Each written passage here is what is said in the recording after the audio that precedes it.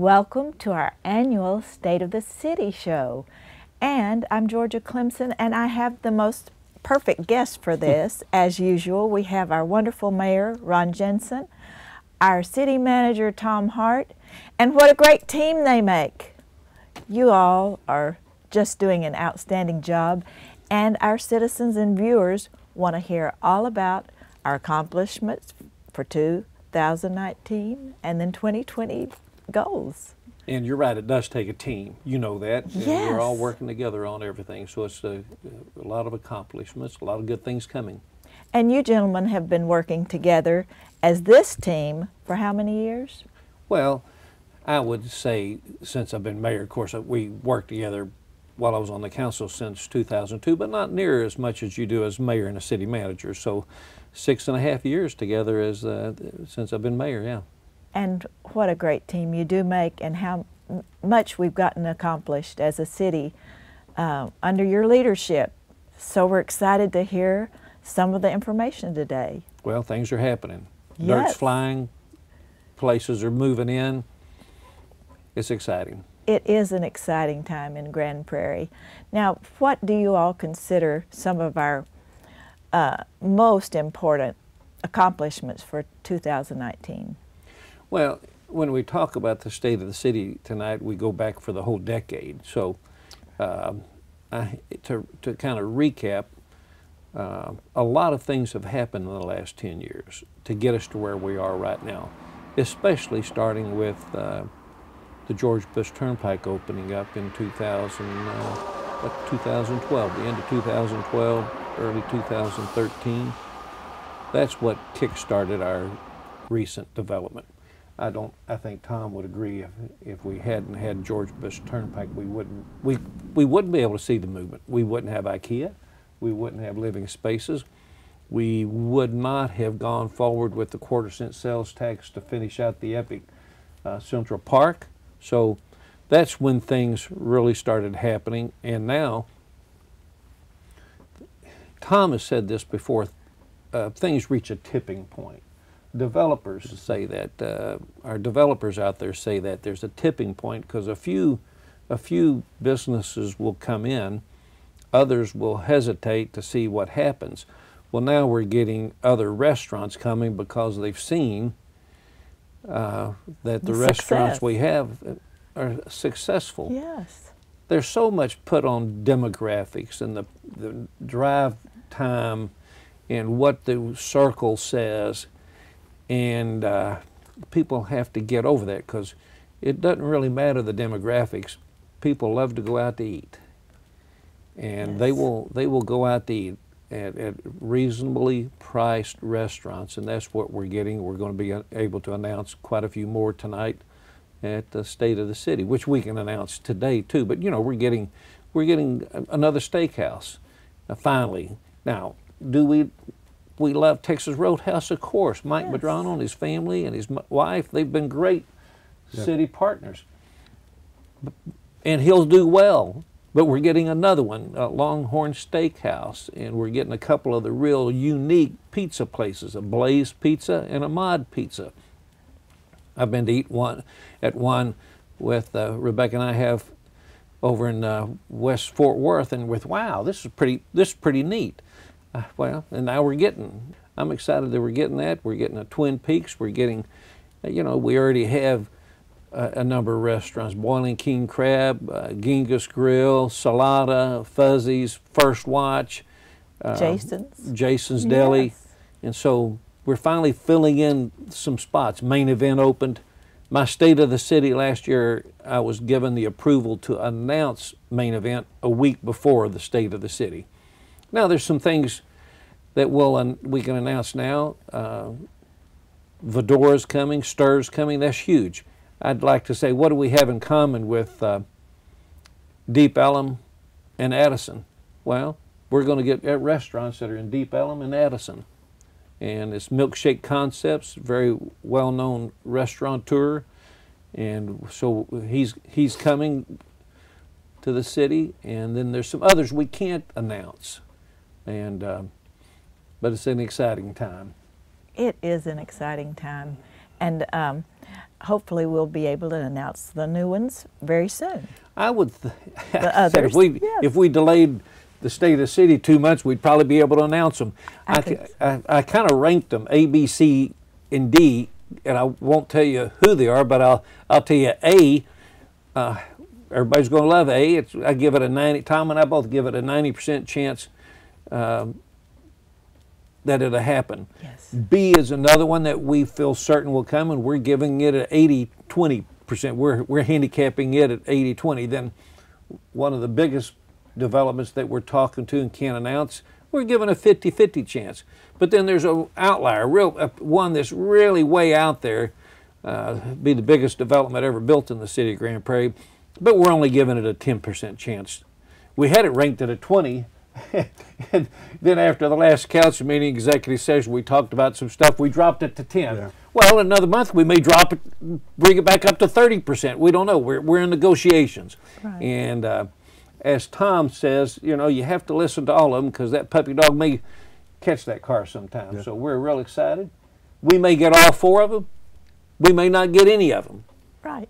I think we will get, I think we'll for sure get two out of the 4 and maybe 3. Yes, maybe and all maybe 4. all of them. The suspense is great, though, and the excitement it creates. That's so much fun. Yeah. Now, Tom Hart, you've been pretty quiet. I know that you've had a lot of dust flying right at the City Hall, haven't you? A lot of things happening with the structure and within the structure. So give us an update on that. Well, I'll be happy to. We just a few weeks ago opened the new section of City Hall, and I think the city made a good decision in the way we did it. Instead of going out and building a whole new facility, we decided to use what we had, the development center, which was an old grocery store. I don't remember what it was. Do you? Kroger, I think. And it was made into the development center, and then we had the City Hall that has had remodeling over the years. So we literally have built a building in the middle, and we connected them. So now we're going to have a great many of our staff consolidated in one connected building they can get to. And that's going to help efficiency. The citizens are going to be able to come to one location. Now, I have to tell you from a personal standpoint, after 21 years, I got a window. So I'm very happy. Just give me a window. It's a nice view. Yes. So I'm very, very proud of that building for our employees. It's very light and airy, and I think our citizens are going to be proud of it. So, but it also ties into something that I'm very happy about, and that is the mayor could talk all day long about all the new stuff, and he could also talk about what I'm fixing to mention, but that's the redevelopment. We're also putting a great amount of attention by the council and staff into redevelopment. So we think that is equally as important. Grand Prairie is a first-ring suburb. We're an older suburb. A lot of our stuff was built back 40s, 50s, 60s. So we're getting that aging situation where we're starting to pay some attention. We've come up with some programs that I hope our citizens will take advantage of, where we can give them some incentives to do some remodeling. We can give them some incentives to improve fencing. And you know how fencing tears down a neighborhood so bad. So we're putting a huge emphasis into downtown. So by keeping City Hall down there, we kept a lot of employees down there. We want to make sure the restaurants are doing well down there and the businesses. So we're going to keep our downtown alive. And it's going to get better and better and better. Firehouse opening, just having a fun place like that has been great. So I'm very pleased with what's happening in those regards. From the staffing, we just lost Anna Dahl. Anna was with the city for 37 years. She's been deputy city manager for the 21, going back before, but she and I have worked together for 21 years, and I'd just like to, on the record, say what a pleasure it has been to work with such a consummate professional. Our city is truly better off because of her. So she loves to travel, she's retiring, and we wish her the best. So, but with change comes change, and so be making some, well, really they're going into effect now. Cheryl De Leon, who's been our Parks and Rec director for the little over last year, she is coming up into our office as a deputy city manager.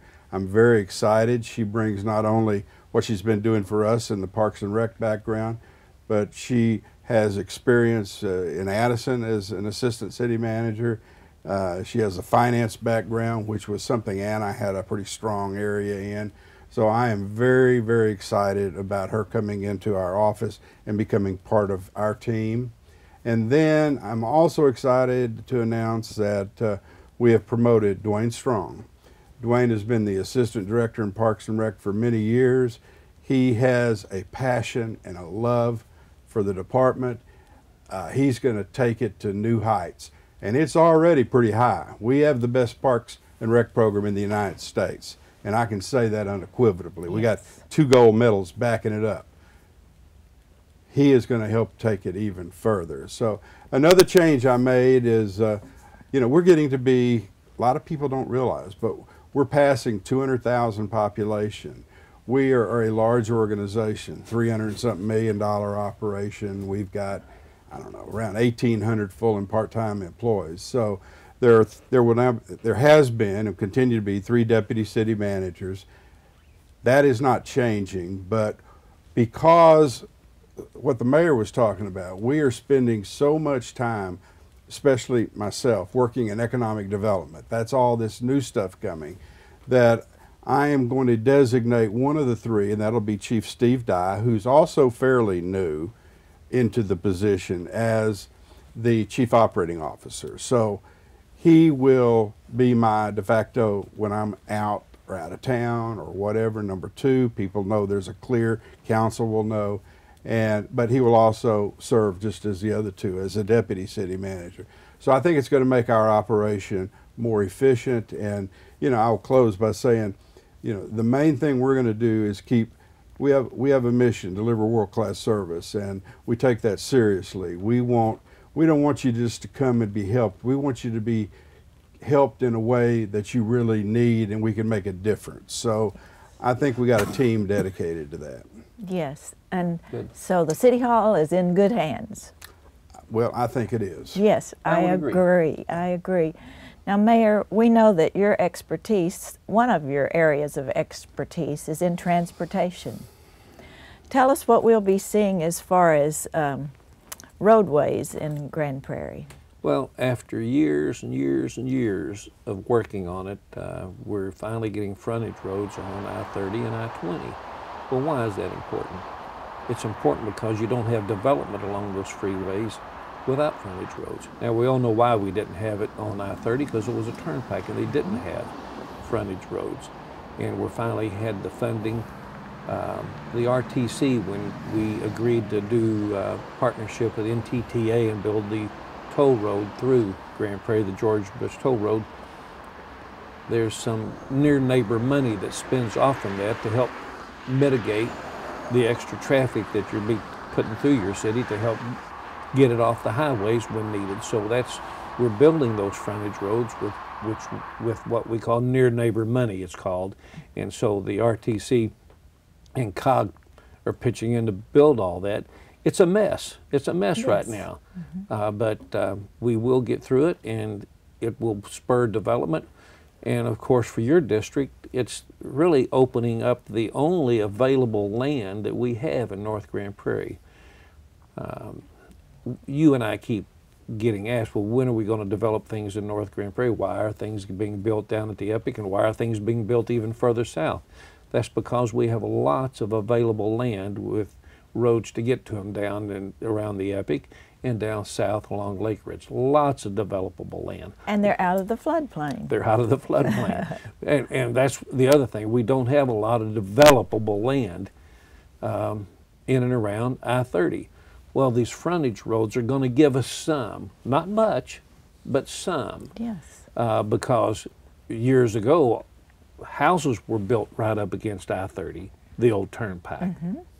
Well, we're not going to be tearing down houses due to development. So we've got a vision for the Beltline I-30 corridor. And we've spent money to have OmniPlan build us a vision and see what it can be. And we've already seen some potential developers interested in that area that we're talking to. So that's and then we're also talking and looking at the developable land in and around our entertainment district there on by Lone Star Park. It's not as ideal as out on I-30. People want that frontage road access along the major, but we do have some interest in, have people showing an interest in and around Lone Star Park. Yes. Now back on to I-20, as it goes east, it will open up more developable land down around Beltline Road, that intersection. So we may see some development down there, but it gives us goodness gracious, those of us that travel I-20 every morning and every evening is backed up. So when there's accidents, having those frontage roads do allow you to get people off the main highway and gives us options. Gives us options. Right, to travel. In addition, between TxDOT and NTTA, we're adding a lane in both directions to 360, much needed, and a lane in both directions to 161, the George Bush Turnpike. So it will be 3 lanes north and south from I-20 all the way up to 183 on the George Bush. And so that's going to help. So we're actually adding 2 lanes northbound and 2 lanes southbound when you look at both, because we're adding a lane northbound on 360 and yes, George Bush and southbound on both. So that increases the capacity by 50%.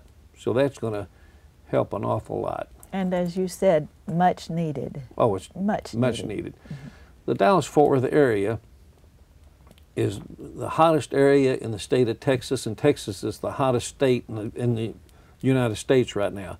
I was watching something the other night, and our job growth in the North Texas region surpasses any other metropolitan area in Dallas-Fort Worth area. And in Texas, I mean. It surpasses the Houston area, it surpasses El Paso, it surpasses San Antonio. So this is a hot market, more jobs are coming here, and we're going to grow, and we have to have the transportation to try to help keep moving people around. Yes, we're right in the middle of it. We're right in smack dab in the middle. Yes. And how about Camp Wisdom? Anything going on there? Or? Finally, after years and years, it's been tough, and here's why. Camp Wisdom is partly in Grand Prairie, partly in the city of Dallas, and then partly in an unincorporated part, which is just in Dallas County. Well, why would Dallas, the city of Dallas, want to improve it? It doesn't take you to anywhere for them. So we had to get funding, a little bit of funding from Dallas, but mainly Grand Prairie funding, Dallas County. Commissioner Dr. Garcia helped a lot getting us funding from the county on it, and the RTC. Now the bids came in a little bit, $3 million higher than what we had funding for, and we were able to go back to the RTC. In fact, this month or next month, they will be approving that additional amount. I think it was $3 million extra. So Camp Wisdom will finally get under contract this year, and we'll be done this decade. Well, yes, which is true, but it's only going to take 2 years to build it. But we'll finally, 4 lanes all the way to 1382. This is good news. And you know, speaking of roads and everything and amenities, just thinking about this for a minute, and restaurants, everything, it really doesn't matter what all we have unless we feel really safe in our city with our public safety. Tom Hart, I know there's an election coming up, and we don't tell people how to vote, but we try to inform them. Could you give them some information on that? Be happy to. Well, one thing I missed saying a moment ago is, along with Steve Dye coming over to City Hall as a deputy city manager, we have a new police chief that we just appointed a few weeks ago named Daniel Sesney, and he is a dynamic, leading force that is going to, I think, keep the trend going in police. And we've talked about it before, but over the years, we've had a 47% decrease in crime. We are now up in the top 10 safest cities of the cities of 100,000 and above. And that's competing with some of these newer cities like Frisco and some of those. Police is our largest expenditure in our general fund, and it will continue to be. It costs a lot to provide law enforcement. People, don't realize, but it takes, it takes over 5 officers to keep one car on the street 24/7, 365 days a year. So it takes a lot of resources. Some years ago, we went to the voters on what we called a crime tax. They voted on it to let us build the new police building, and that is something our city should be proud of. We went to the voters a few years ago and asked them then had if a we class could on use first an aid, eighth which of that included quarter or half of the quarter to put towards hiring officers. Ladies and gentlemen, They voted on that overwhelmingly. Now we need to revote that. We are about to pay the building off in the next several years, which is, I think, a remarkable thing. Yes. It's a very expensive project. It'll be paid off. We are going to the voters to ask them to continue the quarter cent just for the operating side. It will let us hire and equip police officers, a lot of which we already have. In fact, there is going to be a financial impact if it doesn't pass, because we've got a lot of that cost that's been on that eighth of a cent that we'd have to pick up, and that would be very difficult to do without raising taxes. So I'm not saying that's what we would do, but that would be something that could be considered. So we're taking it to the voters. We think it's a good utilization of the sales tax, but it's up to the voters to make the decision. The last couple of times, it's been up into the 80% bracket, if I remember. Right. So they have been very supportive on this in the past. Yes, and it is so important. And really, that's the only thing on the ballot this May. Our races are uncontested. All 3 of our council members that were up for re-election did not draw any opposition, and the school board, no opposition. So the only thing on the ballot this May for the city of Grand Prairie will be the Crime Control and Prevention District tax, and that would be citywide. So it's very important that our voters get out. Yes. Very important. And I was wondering if that had ever happened before in our city where all the races were uncontested. I think Kathy said first time. Long ago? And no, this is the first time. I would think so. Because she said now that we've done it, but we're still going to have an election because of the quarter cent. Right. Now, 2020, let's talk about the census. Who wants to take that? Well, the census is critical. The House of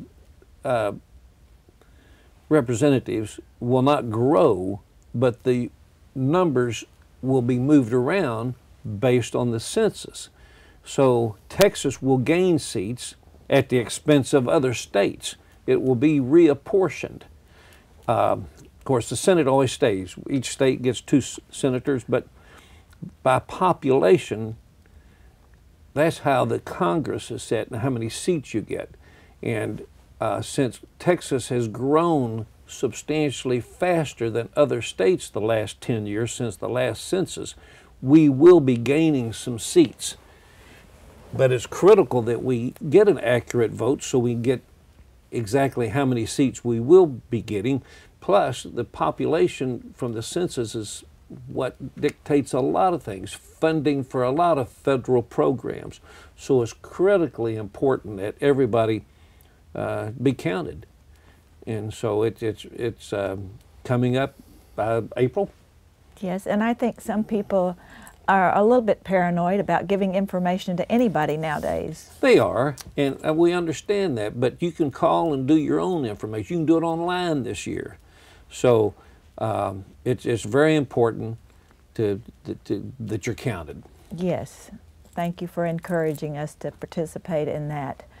Now, looking ahead on into 2020, would you like to share any of your goals or what we'd like to accomplish? we've covered some of that as far as the restaurants and entertainment. Is there anything else that you would like to cover in that, or anything else we've not talked about? Oh, how about our fire station? Well, we just opened up number 10, and we're redoing Station 3. And number 4, Four just reopened, but number 3, we're doing a major, major upgrade around it, because we're also doing a new tower.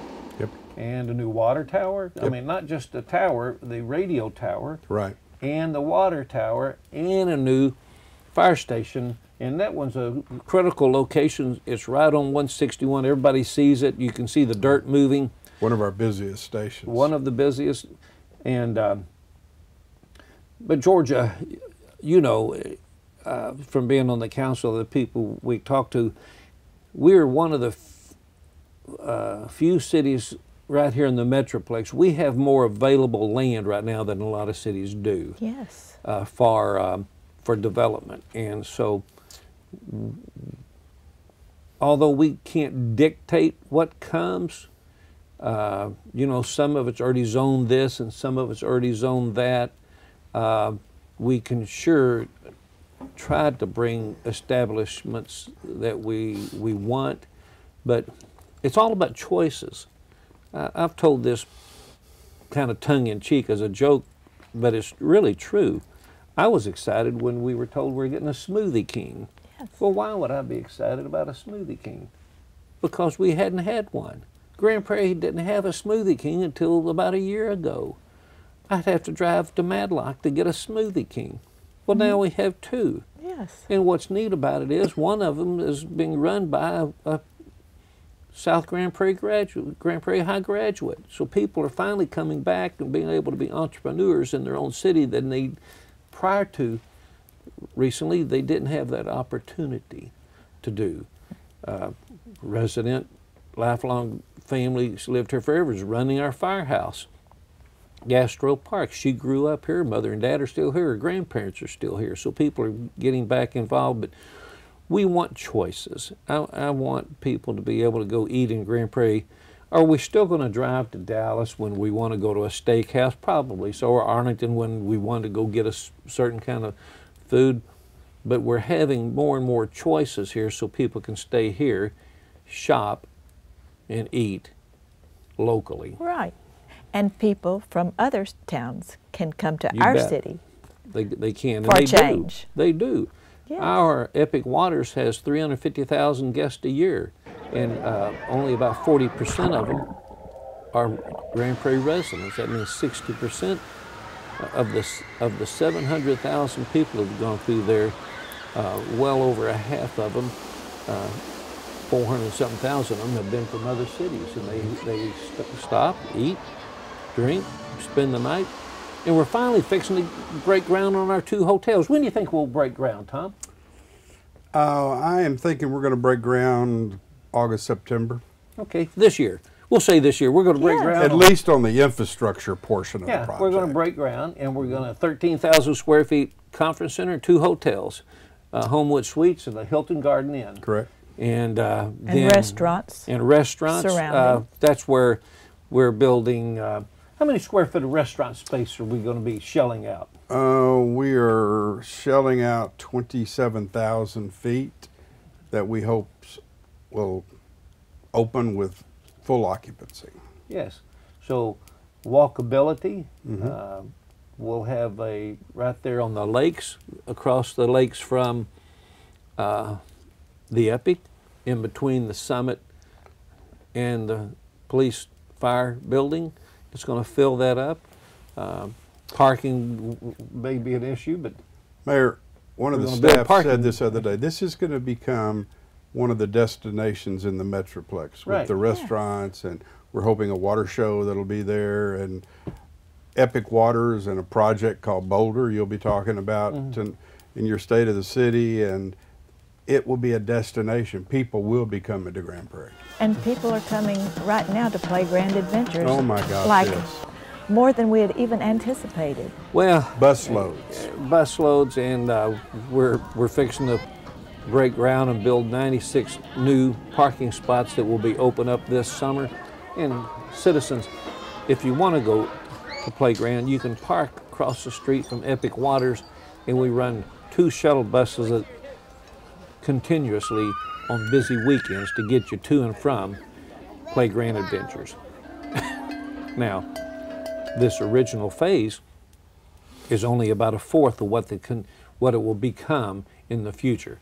It'll take a while to get it all in, but as funding becomes available with the 1/4-cent sales tax and/or contributions, we will be adding to the acreage. We've developed 2 acres out of the approximate 10-acre site right now. So, but it is getting rave reviews. Yes. The complaints are there's too many people. Okay, Not enough parking, but not we're enough parking. But remedying we're that. remedying that, and it's just great. It is great. It's the third thing the first thing the 1/4-cent sales tax that we approved back in 2014, we opened up Epic Waters 2 years ago, then the Epic a few months later, and then Playground Adventures just recently. It's the third big project of the 3 projects that we said we would do with that 1/4-cent. Trail system and all that's minor, but those are the 3 major projects. The hotels and restaurants are not part of the 1/4-cent, but it was the dream we had put forth to the people back in 2014 when we kicked this off. And so finally, all those things that we dreamed about and talked about in at my first day of the city in 2014 is when we kicked it off. So it's all finally being built. It is, and it's such an exciting time to live, work, and play in Grand Prairie, Texas. Right. It is wonderful. Now, I know we have some dreams that haven't come to Grand Prairie yet, but there's still hope. We don't give up on the people that keep reminding us and asking us for an H-E-B, Trader Joe's, and a Sprouts. Well, Sprouts are something similar as the #1 request I get as mayor. Yes. But as we're finding, the grocery store business is in transition right now. They're not expanding. Grocery stores in general aren't expanding right now.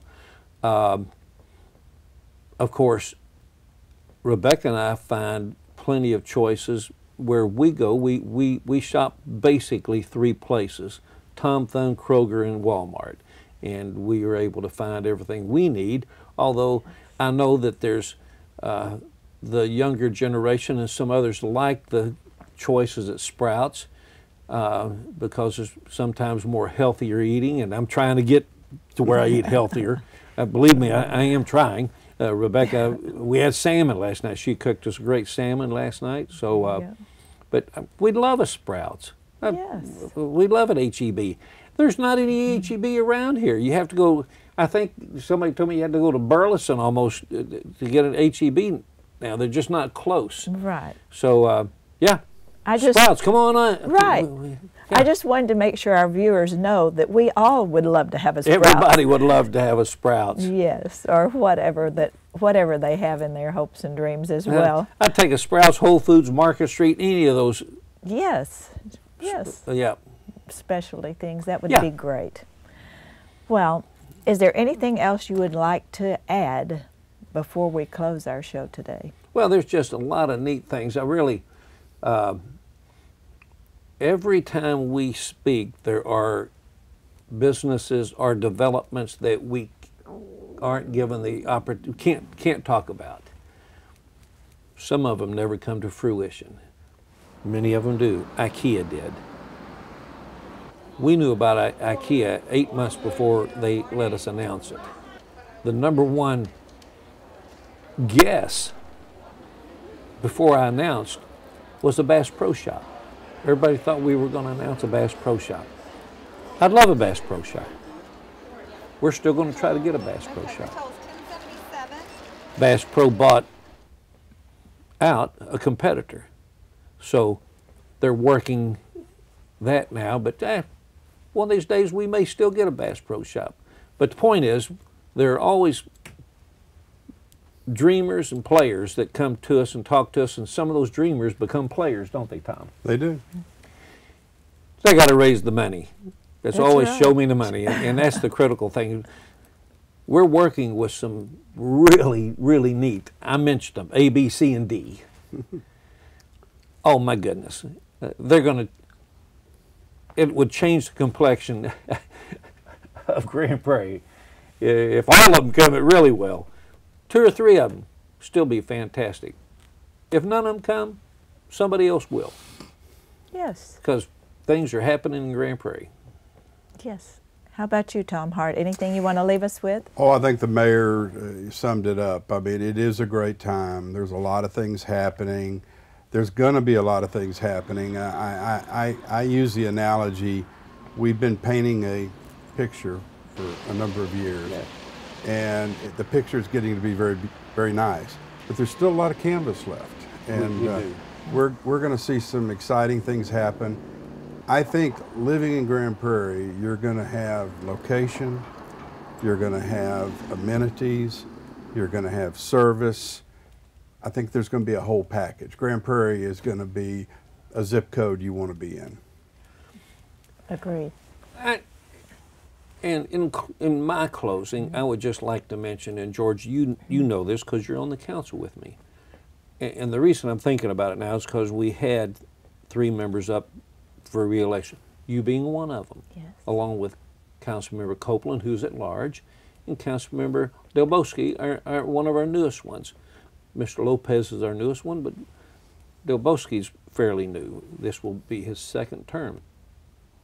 I just have to commend our whole council. Go over the next. Do we agree on every issue? No. But do we have really good dialogue about the issues and then come to a conclusion and then after the vote get on down the road whether we won or lost on the vote? We do. And I just love our council right now and the hard work we put in. I second that. It's a blessing. Yep. It is. It is a blessing. I don't take it for granted. I know other cities, I talk to other council members in other cities, and it's not this way in other cities. And so we're blessed to have the leadership at our staff that we have and the leader and the council members because all of us are truly dedicated to what's best for Grand Prairie. And if you don't believe that, you just ought to attend some of the meetings to see the passion and some of the questions we ask and how we try to work things out with simple business owners trying to run a tire shop. We take it serious, but we also want that entrepreneur to succeed. It's just, I love our council. I'll just leave it at that. So yes, it is very unusual, and it is outstanding to have that camaraderie and the ability to work together for the common best goal for Grand Prairie. you're right. And we're very blessed to have you two as our leaders. Thank you for having us. You bet. We're very, very thankful. You all both have outstanding gifts and talents. I'm a better mayor because of him. There you I'm go. a better city manager because of him. Now we get along real. We click. Let's just leave it at that. We get in meetings and we don't talk about what we're going to do in the meeting, but it's funny afterwards the meeting we say, hey, we did that pretty good. Well, you do make a fabulous team, and we are all very blessed as a city. Well, thank you. And I don't think our citizens really realize how blessed they are to live in Grand Prairie and under these circumstances and under this leadership. So this is a great opportunity to share that with them. And you're part of the team. Absolutely. Well, I'm Thank you. just thankful to be alive, well, and part of the team. You're What right. a great team. Thank you so much for Thank being you. here. And thank you for joining us today for the State of the City in Grand Prairie, Texas.